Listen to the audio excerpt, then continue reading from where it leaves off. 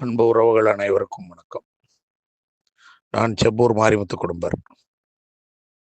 இங்க நிறைய இடஒதுக்கீடு பற்றி, பட்டியல் வெளியேற்றம் பற்றி நிறைய வாய்ஸ் மெசேஜ் கேட்டேன். நிறைய சந்தேகங்கள் இந்த சமுதாயத்துக்கு இருக்கு. அது இல்லைன்னு நான் சொல்ல முடியாது. ஆனால் அந்த சந்தேகத்துக்கு சரியான முறையில் பதிலளிக்க யாருக்குமே தெரியல, நான் உட்பட. ஆனால் எனக்கு தெரிஞ்ச சில விஷயங்களை இங்கே பதிவு பண்ணலாம் அப்படின்னு நினைக்கிறேன். அதனால் என்னுடைய கருத்தை நான் பதிவிடுறேன். நம்ம நண்பர் ஒட்டப்பிடாரம் பகுதியிலேருந்து ஒரு நண்பர் பேசியிருக்கிறாரு. அப்புறம் தினேஷ் மலர் பேசியிருக்கிறாரு. இன்னும் நிறைய பேர் பேசியிருக்கிறாங்க. எனக்கு பேர் தெரியல, அதனால் சொல்கிறேன். ஆளும் அரசுகள் நமக்கு செய்யணும்னு நினச்சா எந்த வழியில் வேணாலும் அவங்களால செய்ய முடியும். முதல்ல அதுதான் உண்மை. அப்போ அதற்கு நம்ம எப்படி நடந்துக்கிடணும்? அவர்கள் நம்மளுக்கு செய்கிற மாதிரி அவங்களுக்கு உண்டான எண்ணங்களை நம்ம விதைக்கிற மாதிரி நம்மளுடைய அரசியல் இருக்கணும். அடிமைத்தனமாக போய் தொட்டதுக்கெல்லாம் துதி பாடிக்கிட்டு சொம்படிச்சுக்கிட்டு அப்படிலாம் இருக்கிறது நம்மளுக்கு எதுவுமே தரமாட்டாங்க. கண்டிப்பாக எந்த கட்சியாக இருந்தாலும் நம்மளை ஓசி ஓட்டாக மட்டும்தான் பார்க்கும். அதுதான் இது வரைக்கும் நடந்துக்கிட்டு இருக்குது. நம்ம எந்த கட்சிக்கு போனாலும் நம்மளை மக்களுடைய மனநிலை எப்படி இருக்குன்னா, அந்த கட்சியினுடைய களப்பணியாளர்களாக, அந்த கட்சியினுடைய தொண்டர்களாக நம்ம பேசுறது, செயல்படுறது இதெல்லாம் நடந்துக்கிட்டே இருக்குது. எங்கே போனாலும் சமுதாயமாக நின்று நம்ம அந்த கட்சியில் நம்மளுக்கு உண்டான இடத்த தக்க வைக்கணும், நம்மளுடைய ஆளுமையை நிரூபிக்கணும் அப்படின்ற எண்ணம்லாம் இங்கே யாருக்கிட்டையும் இல்லை. நம்ம ஈவன் நம்மளுடைய அந்த அந்த கட்சியில் பயணிக்கிற தலைவர்களாக தங்களை அடையாளப்படுத்திக்கிறவங்க கிட்ட கூட அந்த குணங்கள் இல்லை, அந்த தகுதி இல்லை. அதுதான் உண்மை. இதை நான் சொல்கிறதுனால என்ன கடுமையாக விமர்சிக்கலாம், அதை பற்றி எனக்கு கவலை இல்லை. கண்டிப்பாக இங்கு உண்மையை எடுத்து சொன்னால் விமர்சனங்கள் மட்டுமே பரிசாக கிடைக்கும். அதுதான் அந்த சமுதாயத்தில் தொடர்ந்து நடந்துக்கிட்டு இருக்குது. அதனால தான் நம்ம இதில் இதுவரைக்கும் பேசாமல் இருக்கிறோம்.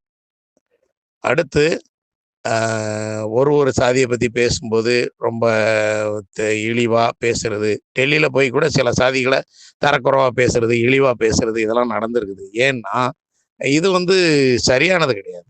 நம்ம ஏன் ஒரு சாதியை இழிவுபடுத்தி நாங்கள் உயர்ந்தவர்கள்னு ஏன் காட்டணும்? அப்படி காட்டணுன்ற எந்த அவசியமும் இன்றைய கால சூழலில் கிடையாது. அதனால அந்த மாதிரி பதிவிடுறது தவறு. அடுத்து எஸ்சி பட்டியல், பிசி பட்டியல்னு எப்போதுமே நம்ம பேசிக்கிட்டே இருக்கிறோம்.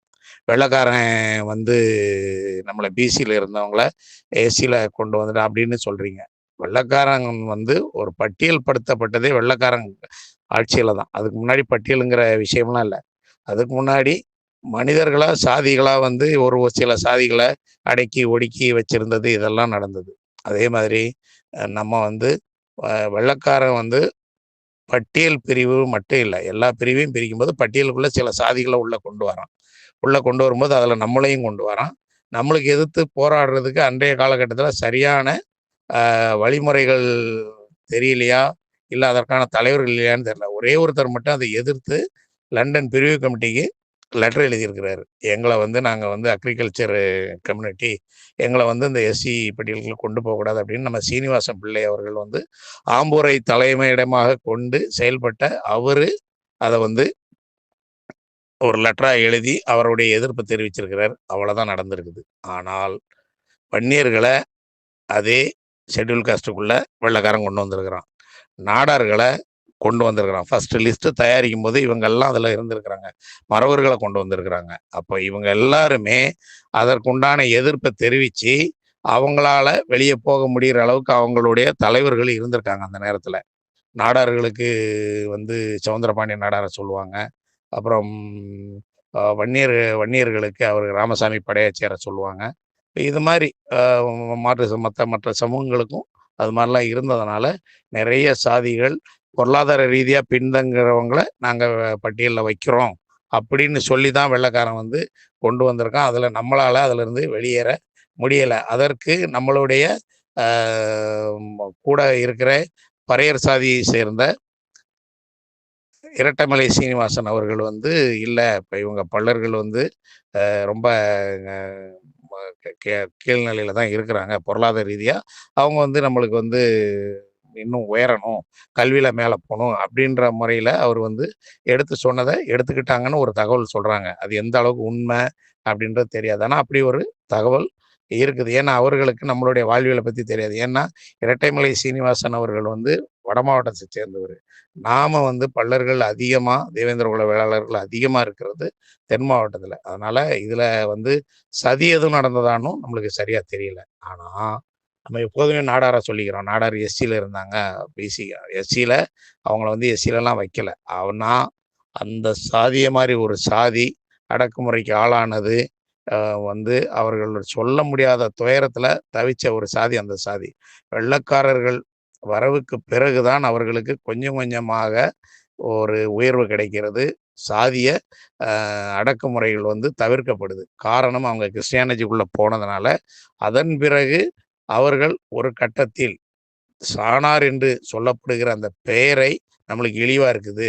அந்த பேரை நம்ம மாத்தணும்னு சொல்லி தான் அவர்கள் நாடார்களாக அந்த பெயருக்காக தான் அவங்க பெரிய போராட்டம் நடத்தியிருக்காங்க. பெரிய போராட்டம் நடத்தி, நெறைய விஷயங்கள்ல அவங்கள வந்து புறக்கணிச்சதுனால, அவங்களே அந்த பேர மாத்துனதுக்கப்புறம், நாடார்ன்னு வந்ததுக்கப்புறம், அவங்களே ஒரு மகமைன்னு ஒரு விஷயத்த கொண்டு வந்து, கொஞ்சம் கொஞ்சமா அவங்களுக்குள்ள ஒரு கட்டமைப்ப உருவாக்கி, மிகப்பெரிய அளவுல அவங்க வந்து ஒரு ஒரு வளர்ச்சிய நோக்கி அவங்க பயணிக்கும்போது, இந்த பட்டியலுக்குள்ள அவங்கள அடைக்கும்போது தான், அவங்க இதிலிருந்து வே எங்கள வைக்கக்கூடாதுன்னு சொல்லிட்டு அவங்க வெளியேறிர்றாங்க.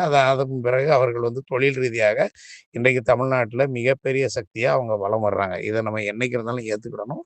ஆனா, அதுக்கு காரணம் அவர்கள் சமுதாயமாக ஏற்றுக்கொண்டு செய்த சில செயல்கள் தான் காரணம் என்பதை நாம் அனைவரும் புரிந்து கொள்ள வேண்டும். அதை விட்டுட்டு நாம வந்து இன்னைக்கு நெறைய விஷயங்கள் வந்து பட்டியல் விளையாட்டத்த பத்தி பேசுறோம். மக்கள்கிட்ட அத பத்தி கொண்டு போறதே கிடையாது. யாரும் மக்களிடம் போய் நெருங்கி பேசுறது, அதுல உள்ள சாதக பாதகங்கள எடுத்து சொல்றது, இந்த மாரி விஷயங்கள சொல்றதே கிடையாது. அப்போ வந்து நீங்க கேட்கலாம், அப்ப அந்த போராட்டம், ஆர்ப்பாட்டம் இதெல்லாம் தப்பா? அப்படியே தவறா? இதெல்லாம் செய்யக்கூடாதா? அப்படின்னு கேட்கலாம். அப்படி கிடையாது. கண்டிப்பா வேணும். மக்கள் சார்ந்த ஆர்ப்பாட்டம், போராட்டம் இதெல்லாம் கண்டிப்பா வேணும். ஏன்னா, ஆனா அத மக்கள் எழுச்சியை தூண்டி மக்களாக நடத்த வைக்கணும். நம்ம என்ன பண்றோம்? நம்ம கொஞ்சம் பேர் மட்டும் ஒரு ஒரு ஒரு ஒரு அதாவது சொல்றோம், ஒரு துளி கூட கிடையாது. அதுக்கும் கீழ. நம்ம போய் நின்னு ஒரு விஷயத்த செஞ்சுர்றோம். நம்மள்ல வந்து 10,000 பேர் நின்னா கூட அது ஒரு துளி தான். அத நம்ம உள்வாங்கிக்கிடணும் எல்லாரும். நம்ம நம்ம வந்து சேர்றது வந்து குறை சொல்ற மாரி நெனச்சுக்கிடக் கூடாது. எதன்னா ஆர்ப்பாட்டம், போராட்டம், உண்ணாவிரதம் இதெல்லாம் அவசியம் தேவை. கண்டிப்பா செய்யணும். ஆனால் மக்களையும் அங்க தூண்டிவிட்டு இந்த விஷயங்களை தூண்டிவிட்டுன்னு நான் சொல்றது தவறா இல்ல. அவங்களுக்கு புரிதல உண்டு பண்ணி, அவங்கள பண்ண வைக்கணும். அப்படி பண்ண வச்சு, இந்த விஷயங்கள் நடந்தா கண்டிப்பா வரும். அடுத்து இடஒதுக்கீடு, உள்ஒதுக்கீடு, தனி ஒதுக்கீடு இதெல்லாம் பேசுறாங்க. அருந்ததியர்களுக்கு எப்படி 3% உள்ஒதுக்கீடு குடுத்தாங்கன்னு ஒருத்தர் கேட்டிருந்தாரு. நியாயமான கேள்வி. ஆனா, அருந்ததியர்களுக்கு குடுக்குற மாரி அவர்கள் அரசியல் இருந்தது. அ திமுக தலைவர் கருணாநிதி அவர்கள் வந்து அருந்ததியர்களுக்கு ஏதாவது செய்யணும்னு நெனச்சு, அவர் இந்த விஷயத்த தன்னிச்சையா அவரு இறங்கி செஞ்சுட்டாரு. செஞ்சுட்டு போயிட்டாரு. அதற்கு அவர்கள் அவர்கிட்ட வந்து அந்த அளவுக்கு அவங்களுடைய நடைமுறைகள் இருந்திருக்கலாம். அது நம்மளுக்கு தெரியல. சரிங்களா? ஆனா, அதே மாரி நாமும் அரசியல் கட்சிகளிடம், அரசியல்வாதிகளிடம் ஒரு இணக்கமான ஒரு சூழலை, நமக்கான பேசும் சூழலை நாம் உருவாக்க வேண்டும். அவர்கள் நம்மளுக்கு செய்ய வேண்டும் என்ற நினைப்பை நாம் அவர்களுக்கு விதைத்துக் கொண்டே இருக்க வேண்டும். நாம் அதை செய்கிறோமா என்றால் இல்லை. பெயர் அரசாணை வந்து ரொம்ப சாதாரணமான விஷயம் அத பார்க்கும்போது. ஆனா அதற்கே அவ்வளவு பெரிய களப்பணிகள செ செஞ்சாங்க. மதுரை தங்கராஜ் அவர்கள் அதுல யாரு வந்து இத வந்து எப்படி எடுத்துக்கிட்டாலும் சரி, மதுரை தங்கராஜ் அவர்கள் செஞ்ச அண்டர் லாபி தான் நம்மளுக்கான பெயர் அரசாணையை பெற்று தந்தது. அதுதான் உண்மை. மத்தபடி வெளிய நம்ம தலைவர்கள்லாம் எல்லாருமே போராடுறாங்க. அத அத வந்து நம்ம கொச்சப்படுத்துறது கிடையாது. அத நம்ம குறைச்சும் சொல்ல முடியாது. அதுவும் ஒரு பார்ட். ஆனால் இவர் தான் மானுடவியல் அப்படிங்கிற ஒரு ஆய்வ கொண்டு வந்தாரு. பேப்பர் ஒர்க் நெறைய பண்ணாரு. லாபி பண்ணாரு. மேல் மட்டத்துல அண்டர்ல லாபி பண்ணி மேல் மட்டத்துல இருக்கவங்க கிட்ட அத விதைச்சுக்கிட்டே இருந்தாரு. குருமூர்த்தி போன்றவர்கள் நமக்கு ஒரு பக்கபலமாக இருந்து இவர்களுக்கு இந்த தேவேந்திர குல வேளாளர் பெயர் குடுத்தே ஆக வேண்டும் என்று அந்த பெயர் அரசாணை வாங்கப்படுது. அந்த மாதிரி ஒரு ஒர்க் இப்பவும் நம்ம தலைவர்கள் யாராவது எடுத்து அந்த மாதிரி வேலைகளை செஞ்சா லாபி மூலமா இந்த விஷயத்த பேசும் பொருளாக்கி அரசியல் கட்சிகள் இவர்களுக்கு கொடுத்தே ஆகணும். இதை கொடுக்காம இவர்களிடம் ஓட்டு வாங்க முடியாது அப்படிங்கிற ஒரு நிலையை அனைத்து கட்சிகளுக்கும் உருவாக்கி அவர்களுக்கு பேசும் பொருளாக்கினால் மட்டுமே இது சாத்தியமாகும். கண்டிப்பாக. அடுத்து இடஒதுக்கீடு வந்து நம்மளுக்கு எப்படி தனியா எப்படி எடுத்து தருவாங்க அப்படின்லாம் கேட்குறாங்க. கண்டிப்பாக இடஒதுக்கீடு 50% தான் இந்தியா முழுக்க. இடஒதுக்கீடுன்றது 50% தான். தமிழ்நாட்டுல மட்டும்தான் 69%. இதுல ஏதாவது மாற்று கருத்து இருந்தா யாரா இருந்தாலும் பதிவு பண்ணலாம். எனக்கு தெரிஞ்சதை நான் சொல்றேன். 50%ல அங்க வந்து 18% எஸ்சிக்குன்னா 32% அதான் 20% என்னமோன்னு நினைக்கிறேன். மத்த நார்த்லலாம் 30% இந்த ஓபிசி. ஆனா இவங்க இத வந்து நம்மள்ல வந்து இன்னும் 19% உயர்த்தி கேட்டாங்க. எதுக்குன்னா எம்பிசின்ற ஒரு கேட்டகரி உருவாக்குனதுனால அத வந்து பண்ணாங்க. ஆனா அரசியல் சாசன சட்டப்படி சில விஷயங்கள செய்ய முடியாது அப்படின்னு சொல்ற இதே நாட்டுல தான் நிறைய விஷயங்கள் செஞ்சிருக்காங்க. இப்போ கூட எஸ்சி பட்டியல்ல ஒரு கம்யூனிட்டிய சேர்த்தாங்க. அப்புறம் எம்பிசியே பிசிலே இருந்து இவர்கள் குருவிக்காரர்களை எஸ்சில சேர்த்துருக்கிறாங்க. இதெல்லாம் சாத்தியப்படும்போது அரசுகள் நினைத்தால் எதுவும் சாத்தியமே. நம்மளுக்கானத அரசு செஞ்சு கொடுக்கணும்னு நினைச்சா, மத்திய மாநில அரசு 2மே செஞ்சு கொடுக்கணும்னு நினைச்சா, நம்மளுக்கு கண்டிப்பாக இத செஞ்சு கொடுக்க முடியும். ஆனா, இப்படி இதுல இருந்து எடுத்து அங்க வைக்க முடியாது, அதுல இருந்து எடுத்து இங்க வைக்க முடியாதுன்றது நம்மளுடைய கற்பனாவாதம். அரசுகள் நினைத்தால் கண்டிப்பாக எடுத்து செய்ய முடியும். இல்ல தனி ஒதுக்கீடா கூட குடுக்கலாம். உள்ஒதுக்கீடா கூட குடுக்க முடியாது. தனி ஒதுக்கீடா நம்மளுக்கு குடுக்கலாம். ஏன்னா, உள்ஒதுக்கீடு 1 குடுத்ததுக்கே அவங்க வந்து இன்னை வரைக்கும் கேஸ் சந்திச்சுக்கிட்டு இருக்கிறாங்க. உள்ஒதுக்கீடுன்றது ஒரு தவறான முன்னுதாரணம். அருந்ததியர்களுக்கு குடுத்தது. அது ஒதுக்கீடா குடுத்திருக்கலாம். தனி ஒதுக்கீடா முஸ்லிம்களுக்கு பிசிஎம்க்கு 3.5% குடுத்திருக்கிற மாரி இவங்களுக்கு 3% குடுத்திருக்கலாம். ஆனா, இத உள்ஒதுக்கீடா குடுத்ததுனால அவங்க ஜெனரல்ல 18க்குள்ளேயும் வந்துடுறாங்க. ஜெனரல்லயும் போலாம். அப்புறம் அந்த அவசியம் அந்த 3%யும் எடுத்துக்கிடலாம். அதனால நெறைய அது மாரி உயர் பதவிகள்ல இன்னைக்கு அதிக அளவு அருந்ததியர்கள் மட்டும் தான் போய் உட்கார்றாங்க. வேற யாரும் உட்கார்றதில்ல. ஏன்னா, எஸ்சிஏன்றது தான் அங்க ரேண்டமா அவங்களுக்கான ஒரு இடமாக்க ம வ வடிவமைக்கப்பட்டிருக்கு தமிழக அரசால். அதனால இந்த மாரி விஷயங்கள்லாம் இருக்குது. அரசு நெனைச்சா நம்மளுக்கு எல்லாம் பண்ணலாம். அந்த அரசுக்கு அழுத்தம் குடுக்க வேண்டிய வேலைய முறையா செய்யணும்.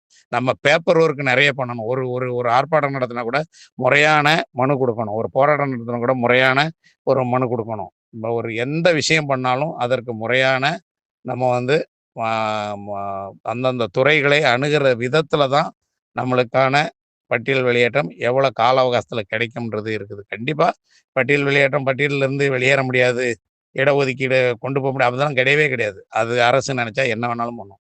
யார எங்க வேணாலும் உட்கார வைக்கும். கீழ இருக்கிறத மேல கொண்டு வரும், மேல இருக்கிறத கீழ கொண்டு வரும். அது அரசுகள் கையில இருக்கு. அதனால தான் அரசுகள்ட்ட நம்ம வந்து இணங்கி போணும். தொட்டதுக்கெல்லாம் ஒரு ஒரு ஒரு கவர்மெண்ட்ட உயர்த்தியும், ஒரு கவர்மெண்ட்ட தாழ்த்தியும், ஒரு தலைவர உயர்த்தியும், இன்னொரு தலைவர தாழ்த்தியும் இந்த மாரி பேசுற விஷயங்கள நாம வந்து குறைக்கணும். கண்டிப்பா. அதாவது ஒதுக்கீடு என்பது நம்மளுக்கான பங்க எங்கேயுமே மறுக்க முடியாது. நம்மளுக்கானத எடுத்து குடுக்கறதுக்கும் அரசு நெனைச்சா முடியும். அதனால இத வந்து இது இது இப்படி பண்ண முடியுமா? அப்படி பண்ண முடியுமான்றது வந்து மிகப்பெரிய தவறு. கண்டிப்பா பண்ண முடியும். அதுக்கு அரசு பண்ணா சட்டத்த எட்டி கூட பண்ணலாம். சட்டத்த எட்டாம ஏன்னா நார்த்ல கூட ஒரு ஒரு ஒரு கம்யூனிட்டிய மாத்தியிருக்கிறாங்க. கேரளால மாத்தியிருக்கிறாங்க. எல்லா இடத்துலயும் பரவலா மாத்திக்கிட்டே தான் இருக்கிறாங்க. இங்க ஆந்திரால இப்ப கூட சமீபத்தில மாத்துனாங்க. ஒரு 2, 3 கம்யூனிட்டி அது மாரி கொண்டு வந்தாங்க. ஒரு கேட்டகரிலருந்து இன்னொரு கேட்டகரில கொண்டு வந்தாங்க. பெயர மாத்துறாங்க. ஏன்னா அது அரசு கையில இருக்குது. எப்படி வெள்ளைக்காரன் ஒரு சிலருடைய பேச்சை கேட்டு ஒரு பட்டியல உருவாக்கி, அதுல பட்டியலுக்கு சம்மந்தமில்லாத மக்களெல்லாம் அதுல கொண்டு திணிக்கணும்னு நெனைச்சான்னா, அவனுக்கு இங்க வெள்ளைக்காரனுக்கு அந்யோன்யமா இருந்தவன், கைக்கூலியா இருந்தவன் என்னெல்லாம் சொன்னானோ, அதெல்லாம் வெள்ளைக்காரன் கேட்டான். ஏன்னா, அவனுக்கு அதுதான் உண்மைன்னு அவன் நம்பிக்கிட்டு இருந்தான். போறவன பார்த்து அவன் திருடன்னு சொன்னா அவன் நம்புனான். இவன் நல்லவன்னு சொன்னா நம்புனான். இவன் கூலிக்காரன்னு சொன்னா நம்பினான், இவன் பணக்காரன்னு சொன்னா நம்பினான். அது மாதிரி தான். அவனுக்கு எதுவுமே தெரியாது. நம்ம நாட்டுடைய நிலவியல் அமைப்பும் தெரியாது, நம்ம நாட்டுடைய சமூக அமைப்பும் தெரியாது வெள்ளைக்காரனுக்கு. அப்படி இருக்கும் காலகட்டத்தில் அவன் செய்ததெல்லாம் அடுத்தவர்கள் சொல்லித்தான். அப்போ கொஞ்சம் படிச்சவங்களா இருந்தவங்க, கொஞ்சம் மேதமையா இருந்தவங்க எல்லாம் அங்க போய் இருந்துகிட்டு இந்த மாதிரி உள்ளடி வேலைகளை பண்ணாங்க. அதனால நமக்கான இடஒதுக்கீடு சாத்தியம். பட்டியல் வெளியேற்றம் சாத்தியம். பட்டியல்ல இருந்து கண்டிப்பா நம்ம வெளியேறுவோம். நம்மளுக்கான இடப்பங்கீடோட போவோம். ஆனா பிசியா, எம்பிசியா அப்படின்லாம் வந்து நம்மளுக்குள்ளேயே பட்டிமன்றம் நடத்திக்கிட்டே இருக்கக்கூடாது. அது அரசு முடிவு பண்ணட்டும். நம்மள வெளிய எடுக்கணும்னு நம்ம சொல்றோம். அது எங்க வேணா வைக்கட்டும். நம்மளுக்கான பங்கீடு கண்டிப்பா உண்டு. இந்த இந்திய தேசத்துல அ வந்து எல்லாருக்குமே பிறப்புரிமை என்பது அந்த இடஒதுக்கீடு. அந்த பிறப்புரிமை வந்து அது சலுகை கிடையாது. பிறப்புரிமை. அது எல்லாருக்குமே உண்டு. ஆனா அரசியல் சட்டங்கள்ல எழுதியிருக்கிற எல்லா விஷயத்தையும் இங்க செயல்படுத்துறது சாத்தியம் கிடையாது. ஏன்னா, அரசுகள் அத செய்யாது. அவங்களுக்கு சாதகமான விஷயங்கள மட்டும் செயல்படுத்துவாங்க. சாதகம் இல்லாததெல்லாம் அப்படியே தள்ளி விட்டுருவாங்க. கிரீமி லேயர்ன்னு ஒண்ணு இருக்குது. அந்த கிரீமி லேயர முழுமையா மண்டல் கமிஷன் அதுதான் சொல்லிச்சு. முழுமையா பயன்படுத்தினா எல்லா சாதிகளும் மேல வந்துரும். ஆனா இன்னைய வரைக்கும் கிரீமி லேயர்ன்ற ஒரு விஷயத்த பயன்படுத்துறதுக்கு இங்க எந்த அரசும் தயாரா இல்ல. ஏன்? ஒருத்தன் வசதியா இருக்கிறான். அவன் அடுத்து அந்த இடப்பங்கீட ஒரு தடவ வசதி ஆயிட்டான். அவன் குடும்பத்த அவன் பார்த்துக்கிட முடியும். அதுக்கப்புறம் அவனுக்கு தேவையில்ல. அந்த இடஒதுக்கீடு அப்படின்னு தான் கிரீமி லேயர்ங்கிறது சொல்றது. ஆனா, இங்க யார் பண்றா? ஒரு ஐஏஎஸ்ஸ படிச்சு இடஒதுக்கீடுல ஐஏஎஸ் ஆகுறான். அவன் அடுத்து அவன் புள்ளைய ஐஏஎஸ் ஆக்குறான். அப்புறம் அவன் பேரன் ஐஏஎஸ் ஆக்குறான். அப்புறம் அவன் பூட்டன் ஐஏஎஸ் ஆக்குறான். இது தொடர்ந்துகிட்டே இருக்குது. இது அனைத்து சாதிகளிலும் நடக்குது. அனைத்து இடஒதுக்கீடும் நடக்குது. இதெல்லாம் இல்லாம இருந்தா, நாம இப்ப போராட வேண்டிய அவசியமே கிடையாது. ஏன்னா எல்லாருக்கும் அதிகார பகிர்வும் சரி, பொருளாதார பகிர்வும் சரி சமமா இருக்கும். அதனால கண்டிப்பாக பட்டியல் வெளியேற்றம் என்பது சாத்தியமே. பட்டியல் வெளியேற்றம் கண்டிப்பாக நடந்தே தீரும். பட்டியல் வெளியேற்றத்துக்கு உண்டான வேலைகளை முறையாக செய்ய வேண்டும். ஒருத்தர் எடுத்து செய்றாங்கன்னா, அது முறையா இருக்குதா எல்லாரும் ஆதரிங்க. முறையா இல்லன்னா, இது முறையா இல்ல. கண்டிப்பா இத வந்து இப்படி செய்யணும்னு எல்லாரும் ஆலோசனை கூறுங்க. அதே மாரி ஒருத்தர் ஆலோசனை சொல்றாருன்றத வந்து நல்லதா இருந்தா கண்டிப்பா எல்லாரும் எடுத்துக்கிடணும். முறையான அணுகுமுறையில பட்டியல் வெளியேற்றத்துக்கான போராட்டங்களும், ஆர்ப்பாட்டங்களும், பரப்புரைகளும் இருந்தால் கண்டிப்பாக சாத்தியம். அதை கிராமப்புறங்களில் இருந்து நாம் ஆரம்பித்தால் மட்டுமே இது 100% சாத்தியம். நன்றி.